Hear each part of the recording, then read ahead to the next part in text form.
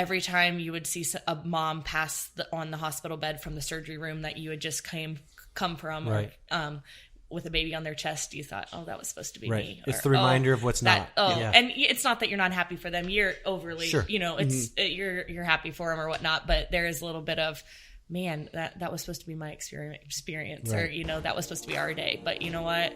It is what it is, and you can't look back on that. You just got to move forward.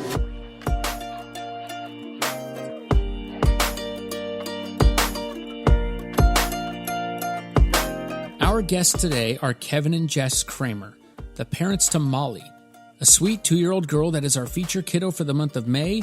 We are very excited to introduce you to this family, and you are about to find out why.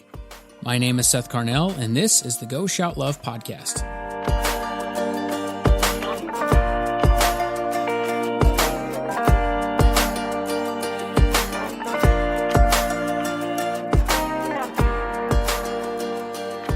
Molly is a joyful, music-loving girl in Celina, Ohio, who has Dandy Walker syndrome, infantile spasms, cortical visual impairment, and silent aspiration.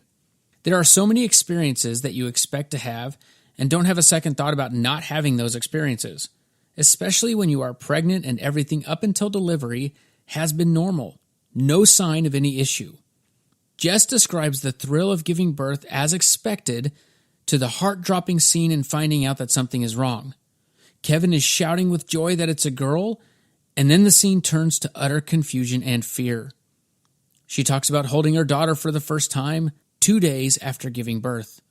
This episode is a comprehensive look at a journey into the first year of a kiddo's diagnosis like Molly's. It is a roller coaster of emotions. This episode is the first of 2 in this conversation with Kevin and Jess.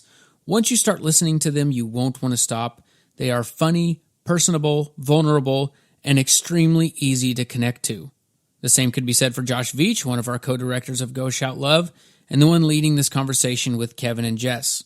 Now, I typically at this point say please rate and review this podcast, and it would be great if you did that.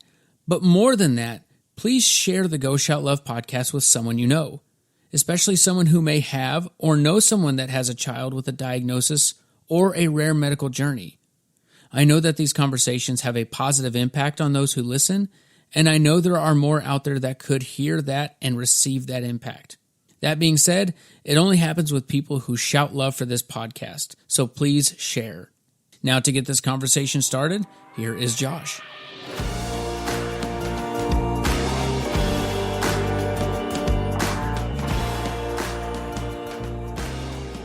Let's just start by introducing listeners to Molly. And we want to be very clear. We want to know about Molly, her personality. So whatever comes to mind, just introduce us to your awesome daughter. Molly is our 2-year-old princess who is happy 90% of the time, maybe 95% of the time. And ornery the other 5. Yes, very much so. Molly loves to take walks. In her stroller. She likes to be outside with the sunshine. She absolutely loves music and singing. Yeah. She enjoys Friday night under the gym lights at the basketball games and cheering on her local basketball teams. She loves the sunshine, like you said. And she loves to cuddle with mom and dad and grandma and grandpas and aunts and uncles. Yeah, that's awesome. Jess, as a mom, what does Molly do? What about Molly puts a smile on your face? Oh, Molly puts a smile on my face almost daily. Every time you go into her room in the morning to wake her up and she has this great big smile on her face. She's happy to see you. She loves you. She loves to cuddle.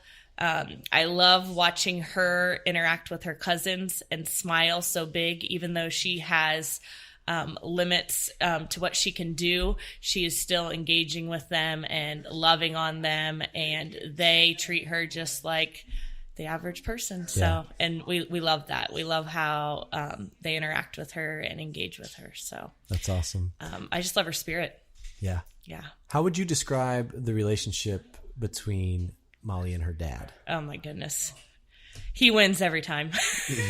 Molly loves her dad. I mean, there's mom, but when dad walks into the room or he gets home from coaching and he says, Molly, even if she cannot, see him, she can hear him from a mile away, and the grin is a mile wide. I tell you what, she will laugh, she will chuckle, she'll reach for him. She loves her dad. Yeah. So she's a daddy's girl. For sure. Yeah. Yeah. Kevin, same question for you. How would you describe the relationship between Molly and mom? So we can say that Molly is a daddy's girl, but I think it's safe to say that there's, nothing more special than the mother-daughter relationship that Jess and Molly have. Molly just adores her mother, and Jess is, just the best mom that you could ever imagine, especially if I'm gone with coaching or working during the summer. Jess is Molly's number one advocate. She works with her physical therapy wise, just nonstop. And Molly loves her dearly. You're going to make me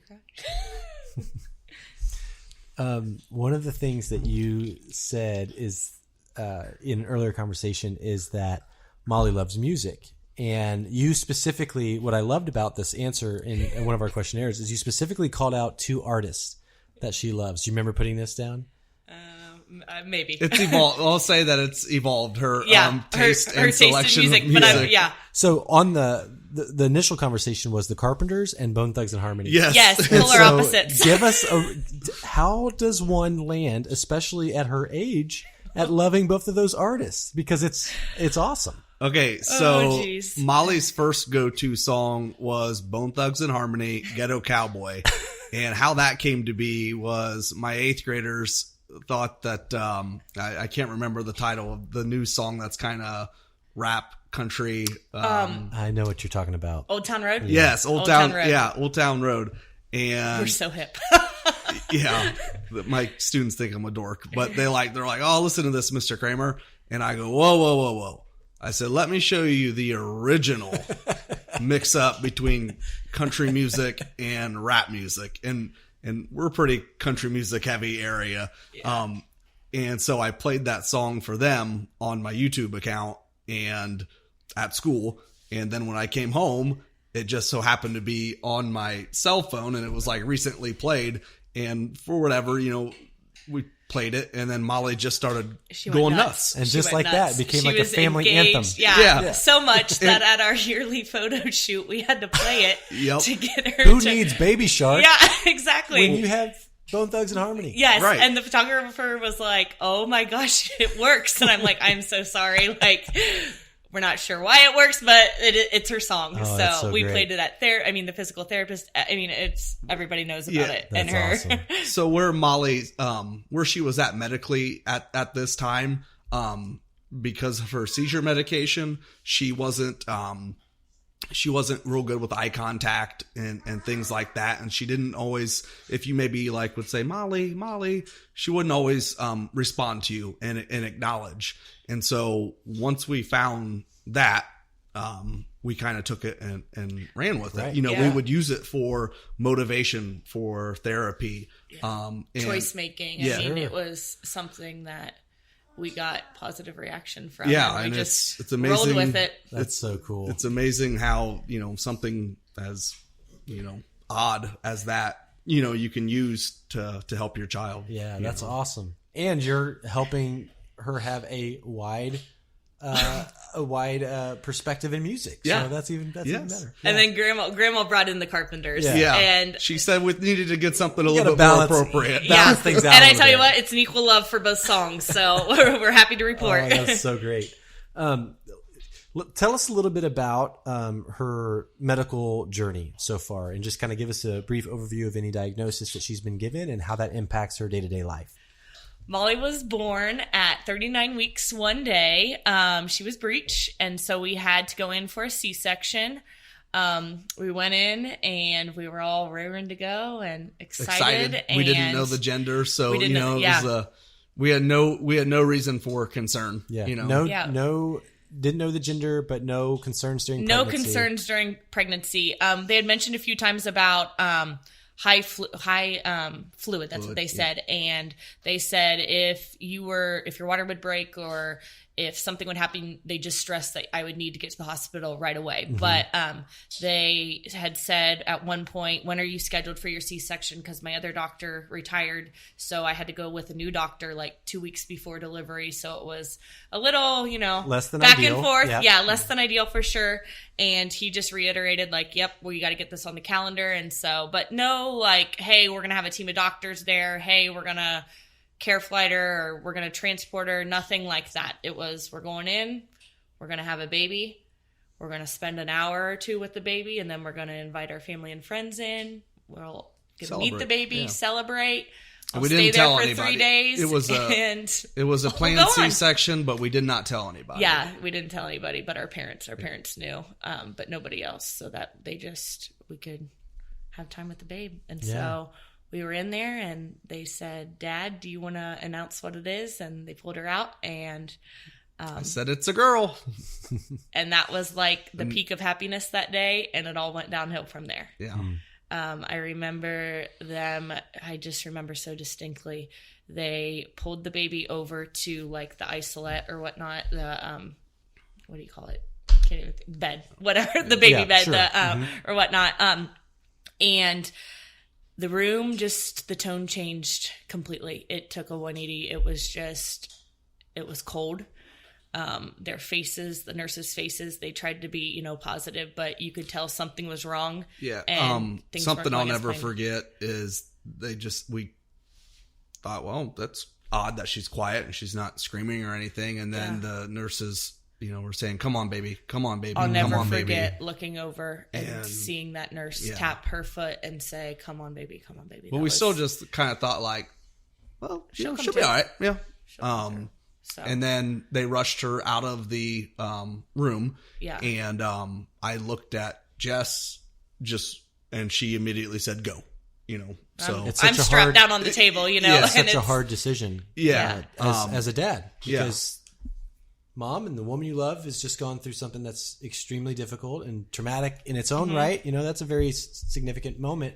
And then you're in this moment of, we have this baby that's like, you don't even know what's going on. And I'm assuming they haven't even said much. No. Maybe haven't even given you here's what we're concerned about. It's just things are happening and it's happening fast. It's happening fast, yes. So she was rushed out of the room. I stayed in the room alone, getting stitched up, and still no word on, how my baby's doing, where she's at, what's wrong, because clearly something's wrong. Kevin, meanwhile, was outside, and you were staring into the nursery where they were working. Yeah, just pacing back and forth and staring and watching, and at this point, crying. And sure. You made eye contact with one of the nurses. Yeah, I made eye contact with one of the nurses, and she wasn't being rude or anything, but she came over and shut the blinds, and then I was. That's when you knew something really something upset. Right. I don't know what's going on. So we called our parents then to come, and we realized, that Molly wasn't breathing on her own. Yeah. So immediately she wasn't. They had intubated her, and she was on a machine at that time. Yes. So they intubated her. Just to fast forward a little bit, she was transported to Dayton. Kevin went with her to Dayton. I was required to stay at our home hospital for 2 days. That was probably the worst of it because I don't want to say I was alone. Family and friends were wonderful. They came and visited, but every time you would see a mom pass on the hospital bed from the surgery room that you had just come from, right. or with a baby on their chest, you thought, "Oh, that was supposed to be right. me." It's the reminder of what's not. And it's not that you're not happy for them. You're overly, it's you're happy for them or whatnot. But there is a little bit of, man, that was supposed to be my experience, right. Or that was supposed to be our day. But you know what? It is what it is, and you can't look back on that. You just got to move forward. So, I'll never forget, a couple days later, my new doctor came in and he said, hey, I think today's a good day to go meet your baby girl. And so he had the medication already prescribed and ready to go. My mom and dad came and picked me up from the hospital and drove me. We went home for a brief amount of time, grabbed some bags, some pillows, and went straight to Dayton. And it would have been November 29th, I met Molly, and I got to hold her for the first time. So what was that experience like? That was incredible. I cried, and I cried some more. The nurses at Dayton Children's Hospital are second to none. They are absolutely phenomenal. They have made our countless hospitalizations seamless. They treat you as if you're family every time. It doesn't matter if you're in there for a UTI. Doesn't matter if your child's being intubated for the second or third time. They treat you like they're your family. So we love them. So all of these things are happening in the first few days, and you really don't know why, right? You're not sure what's going on. So you can kind of fast forward and tell us what diagnosis was landed on and the timing of that and kind of what led to that. So we went home without a diagnosis. Well, she was. They realized that she had persistent pulmonary hypertension. A part of her heart wasn't. They weren't jiving up together, working correctly. And we spent 19 days in the NICU. But after, if I remember right, I feel like after about 10 days, they kind of were resolving that, and which then also affected the breathing. Yes, so which is why she wasn't breathing on her own, was because of that.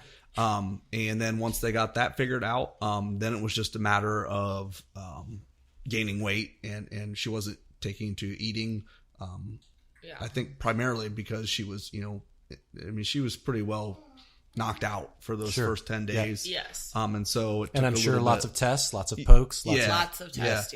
And so it took a little while for her to start to kind of eat on her own and to gain enough weight for them to feel comfortable enough to let us go. So 19 days in, you get the checklist and you're hitting them all, and so you get that glorious day of finally I'll never forget. It was a Friday, and we NICU. called Mom. She was at work, and I said, "Mom, we're coming home," and she was ecstatic. We came home. We walked out of those doors. I remember distinctly us getting a gift card, and Kevin said, hey, should we just give this to somebody, like one of these neighbors here? Because we don't really have a need for it. And I said, well, we'll have to come back for appointments. Maybe we'll just hang on to it. But if we have extra, definitely we can, give them to the neighbors. We just spent 19 days with these people. Right. And Kevin said, we're not going to need it. Little did we know. Yeah, kind of foreshadowing or kind of it was like karma. I don't know. Yeah, but little did we know that 3 months later, we're recording on this day, but on this day, 3 months later, March 8th, we went in for 3 routine appointments: speech therapy, cardiology, and genetics. And speech therapy was first, and we thought it was going to be all rainbows and butterflies. And thank goodness our speech pathologist went with her gut. She had watched Molly eat, and she had heard some sounds that resembled those of a child aspirating. And we were obviously not in tune to that. We knew what to look for and what to listen for, but it wasn't like 100% clear. We just thought, maybe she's gurgling a little bit, or, it wasn't like, my gosh, she's choking or anything like that. Yeah, it's important to note that when Molly, when she was aspirating in those 3 months, she wasn't, when you or I aspirate, we immediately cough. Well, she wasn't coughing, she and so silently. There were some times that we thought, man, she sounds kind of gurgly, I guess. But we didn't really think anything of it. Sure. First time parents, Yeah. So we agreed to that day. She asked if we'd do a swallow study that day. Kevin and I had no idea what a swallow study was. Now I feel like I could read one as they're doing it. Yeah. But so she ordered a swallow study. We got it that same day, which looking back on is unheard of for somebody who's coming in outpatient to get a swallow study scheduled, read, same day, completed the same day. So got that in, and I remember her walking out of the radiology hub, and she had tears in her eyes, and the speech therapist that we had worked with had tears in her eyes, and we knew right then it wasn't good. So we were admitted. Molly had her NG tube placed. Our world was rocked for the second time. I remember that was a tough trip home. That was tough. 'Cause Molly, she was over the persistent pulmonary hypertension. So she had no diagnosis at that time. We just, we thought, well, she's a little developing kind of slowly, but we just figured, she had a rough start with everything, and she's just going to go at her own pace, no big deal. But that was the first time that we knew, that something, was going on. And I remember vividly driving home, and we have a feeding pump, and our daughter now has a tube going, through her nose down to her stomach. And I mean, I'll be honest, we bawled the way home. Sure. Yeah, it was tough. We were terrified for one thing. It came at a point where you had this really hard start that you worked through, had this moment of kind of celebration of getting to go home, and kind of like, it looks like a reset button. Yeah. Yep. And you've been in that season just long enough to start to develop some routines, and, almost like you've got, I mean, there's no such thing as normal, I guess, when you have a newborn. Like, it's maybe 2 years, no matter what, of adjustments. Like, that's just life. But you've been into it long enough where there's a little bit of normalcy and a little bit of routine being built, and now it's almost like another hard reset of like, what does this even mean? Yeah. At Go Shout Love, we do amazing things for amazing families with kids on rare medical journeys. Each month, we shout love for families through the sale of creative apparel inspired by the kiddos. This month's design is inspired by Molly from Celina, Ohio. Molly is a fighter who constantly pushes herself and her family onward, regardless of the challenges they face. Visit our website, goshout.love, to support Molly through the purchase of a t-shirt, tumbler, hat, or other items. Every item sold in May will be used to help install a wheelchair ramp in Molly's home and in the home of family members who help care for Molly. You can even start a subscription and shout love every month. If you do start a subscription now, you will receive a free Go Shout Love campfire mug while supplies last. You don't even need to use a coupon code. Just head over to the site, add your t-shirt subscription to the cart, and a free mug will be added in there as well. And so we went home, and I cried, and I cried, and I cried again. And it's not like we weren't familiar with feeding tubes. I had grown up with a neighbor girl having a G tube, and I've seen it many, many times. I think it was just the fact that it was my own daughter. Sure. Just shocked. It was just shocked, yeah. And so, just like all things, we get the hang of it. You move on. You don't let it drag you down. Keep going. Life's going great. Then July hits, and Molly starts having these crunching-like episodes. And at first, you dismiss it because you don't want it to be what you think it could be, and you dismiss it. And then finally you're like, oh, this is happening. I remember we went on vacation with my parents to Michigan, and it continued to happen. We first thought it was because of heat, or Molly's too hot, or, oh, she didn't get a good enough nap, or, we had all these reasons or more so excuses for why these crunching episodes were happening. And it was almost like when you sneeze and you try and hold it in, you kind of convulse, you go forward, your eyes shut, you crunch up, and then you release and you do it again. So she was having these 15 at a time, sometimes for a couple minutes, sometimes just for like 45 seconds, but they continued to increase in length. And so we got back from Michigan, and I remember that Friday we were going down to get Molly to Dayton to get her helmet to get fitted for her head. So she had some dysphagia, so we were getting that. We picked that up from Dayton, and then we scheduled a pediatrician appointment that afternoon. So we got back from Dayton, went to the pediatrician. I had recorded all the videos of her doing these episodes. I had timestamps. I had how long it lasted, how many times she did it, the duration. And the pediatrician took one look at the video and said, you've got to get to Dayton. You've got to get to Dayton right now. And Kevin and I were just like, what do you, we just came from Dayton. We were just there getting her helmet. And so I called my mom and I said, we're going to Dayton. And the doctor had, Dr. Mel, she is absolutely phenomenal. She's Molly's pediatrician. She had called down there and they had a bed waiting for us. She made sure that we got down there prior to shift change. We had to be down there before 5:00 so that they could get all the tests that she ordered there before shift change, because the weekends, I mean, any medical family knows the weekends are always different than the weekdays. So it's not that, I don't know what I'm trying to say. Things don't pause on the weekend. They don't pause, but it's it's different tone. You have the routines, rounds happen at the same time every day. Weekends are a little different. So we went down there and they did our MRA that same day. We rushed down there, got down there in the nick of time.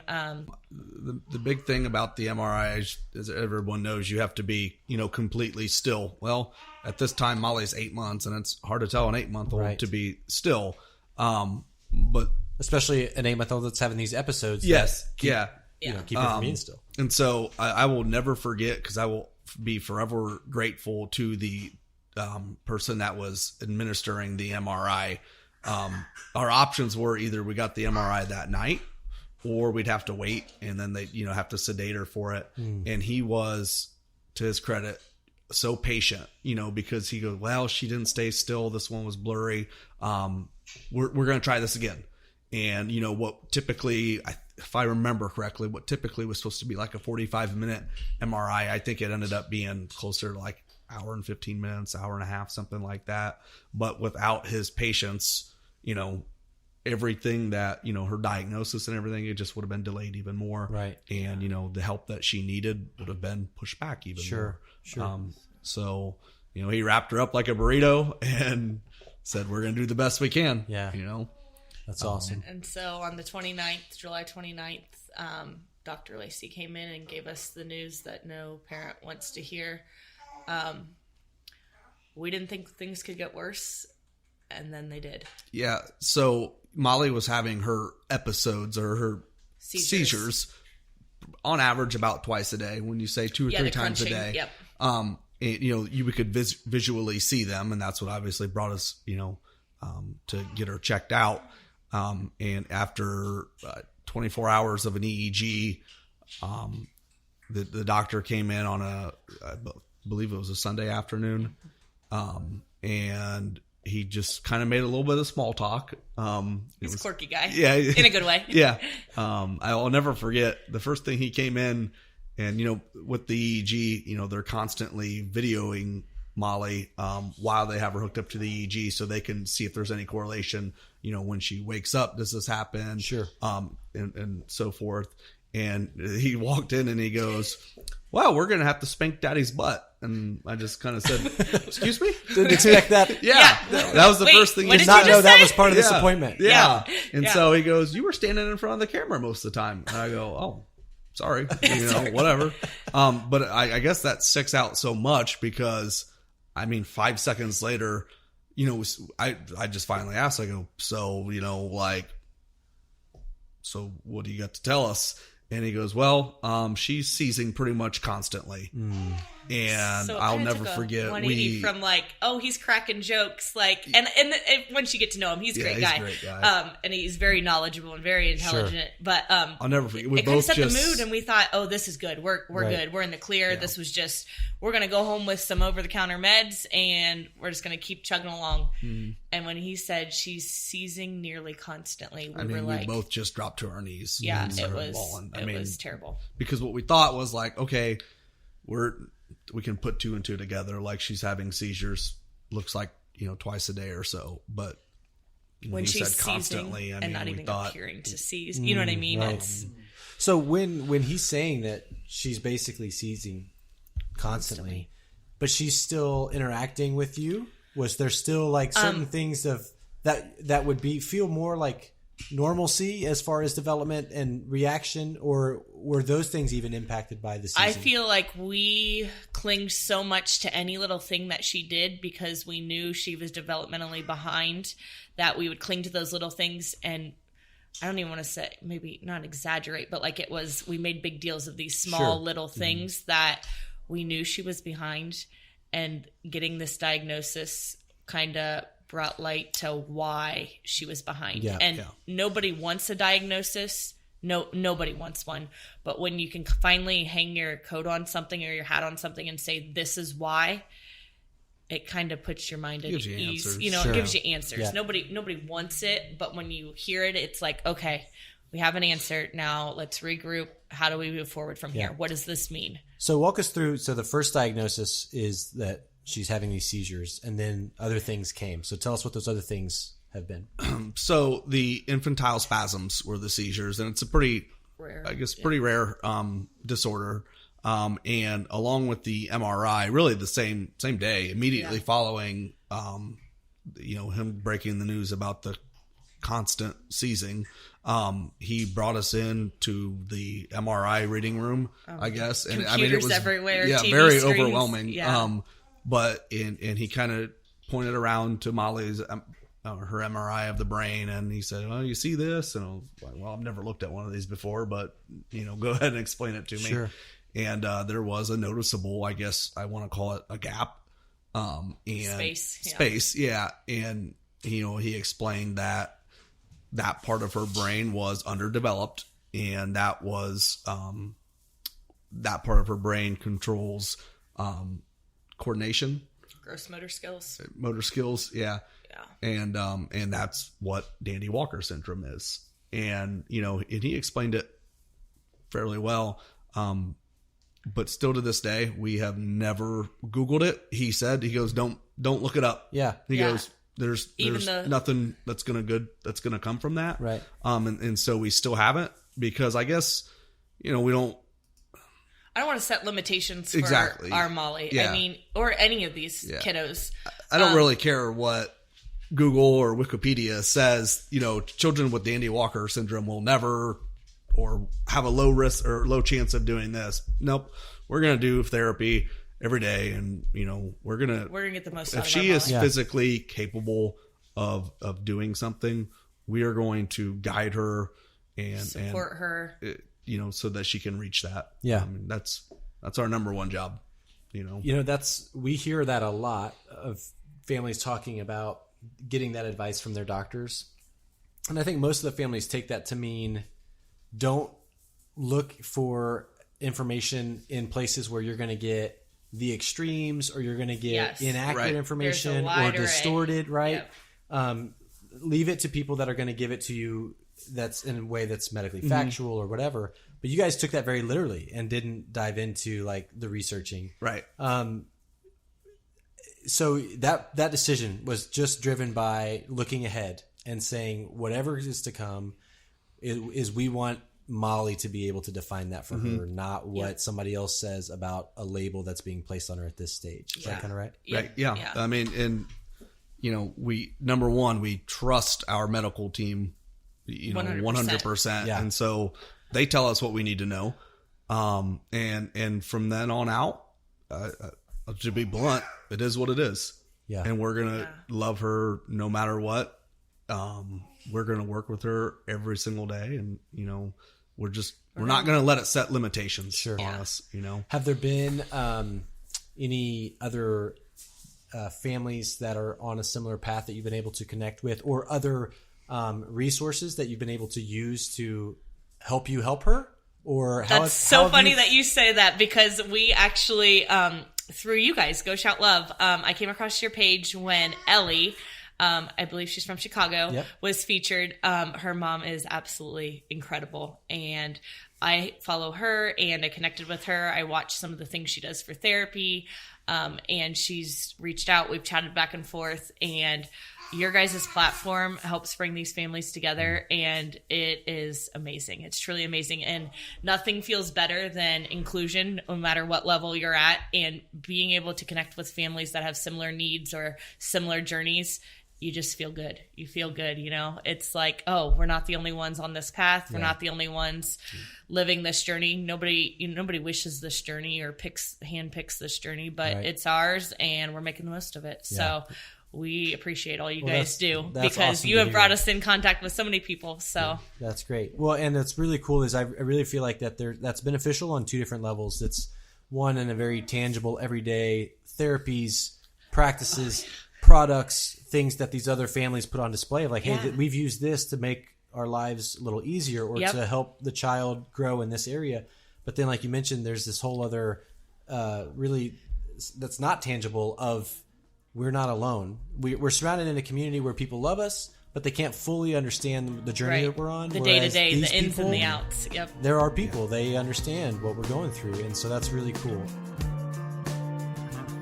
Thank you for listening. Please share this episode and this podcast as a whole with someone you know. A great way to help us shout love for families like Molly's. As I mentioned before, go to our website, goshout.love, and if you haven't already, start a subscription now and receive a free Go Shout Love campfire mug while supplies last. You don't need that code. Just head over to the site and add your t-shirt subscription to the cart, and a free mug will be in there as well. Stay tuned as we continue this conversation with Kevin and Jess and hear more about the life with Molly and the impact of community. Until then, share, shop, and go shout love.